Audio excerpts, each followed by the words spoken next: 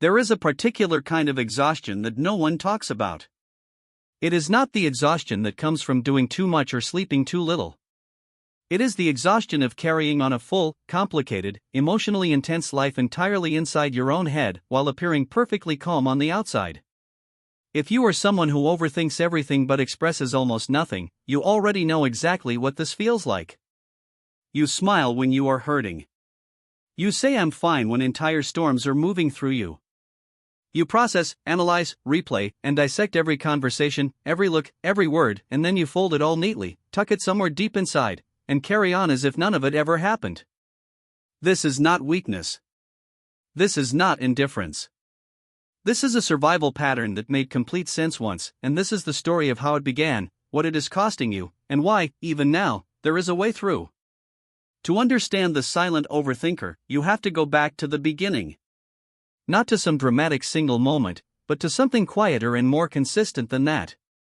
Most people who grew up to become silent overthinkers learned very early that their emotional world was either too much for the people around them, or simply not safe to express. Maybe you grew up in a household where emotions were treated as inconveniences. Where crying was met with irritation instead of comfort. Where expressing needs was somehow equated with being difficult. Or maybe it was the opposite, your home was unpredictable, and you learned to read the emotional temperature of every room before you ever walked into it, because your sense of safety depended on it. Either way, you learned the same lesson: what I feel inside must be managed carefully before it is allowed outside. And so you turned inward. You became extraordinarily good at thinking. At analyzing every possible outcome before committing to a feeling. At asking yourself, is this worth saying? Will they understand? Will it change anything? And more often than not, you answered your own question with a quiet, resigned probably not, and said nothing. This is where overthinking and emotional suppression become deeply intertwined. Because for the silent overthinker, thinking is not just a habit.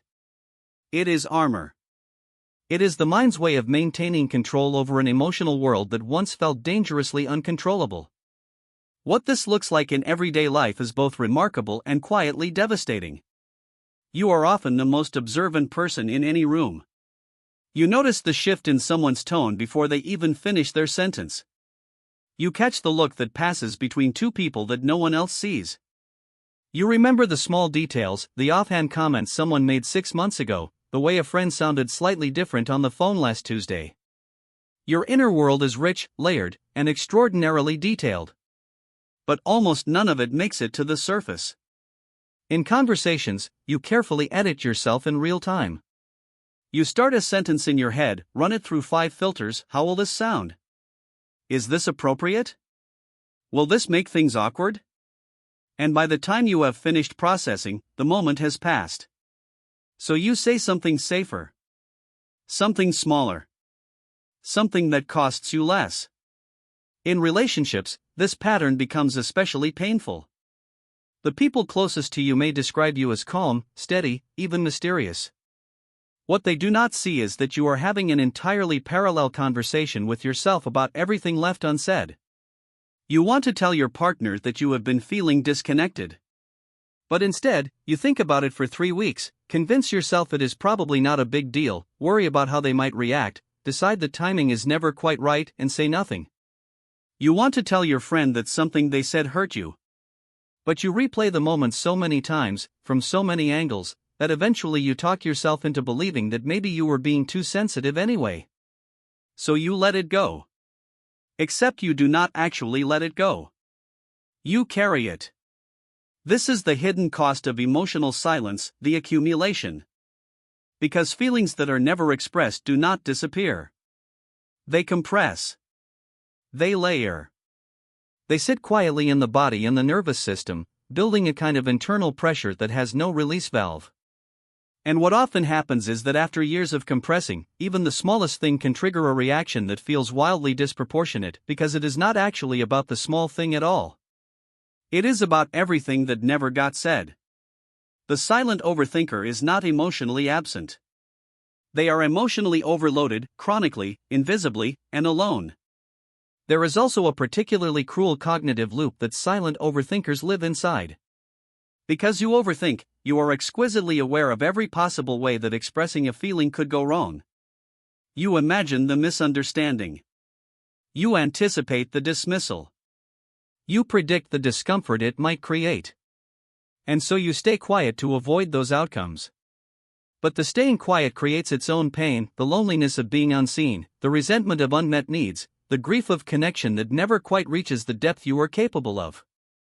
And then you overthink that pain too. It becomes a cycle that is almost impossible to exit from the inside, because the very tool you use to try to solve the problem, your mind, is the same tool that keeps recreating it. What makes this even more complex is that silent overthinkers are often extraordinarily empathetic. Because you have spent so much of your life tuning into other people's emotional states for safety or for connection, you are deeply attuned to what others feel. You give comfort easily. You listen without judgment. You hold space for other people's chaos with remarkable steadiness. But you rarely allow that same grace to flow inward. You are generous with everyone's emotional world except your own. You will sit with a friend through their 2 a.m. crisis and never once mention that you have been quietly falling apart for months. Because somewhere in your psychology, your pain still feels less valid, less urgent, less deserving of space than the pain of the people you love.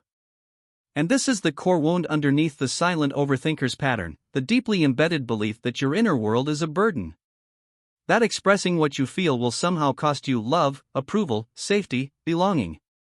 That the real you, the full version of you with all the feelings and needs and complexity, is simply too much to ask of another person.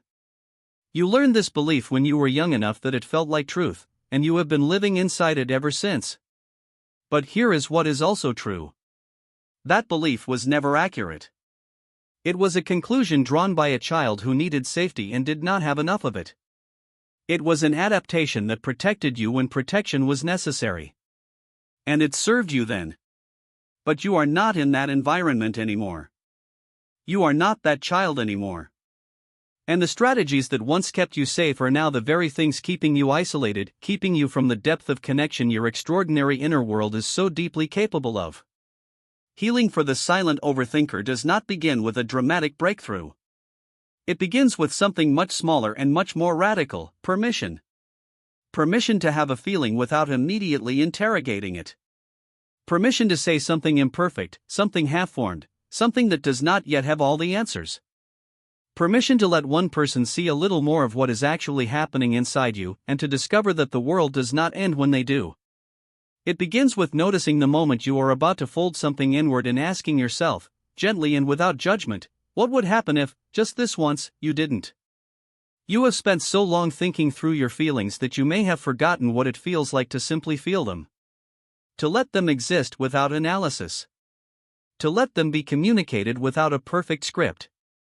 That is the practice. Not overnight transformation, but a slow, tender relearning of the truth that your inner world was never too much. It was always, always worth expressing. And the right people, the ones who deserve you, will not be diminished by your depth. They will be grateful for it.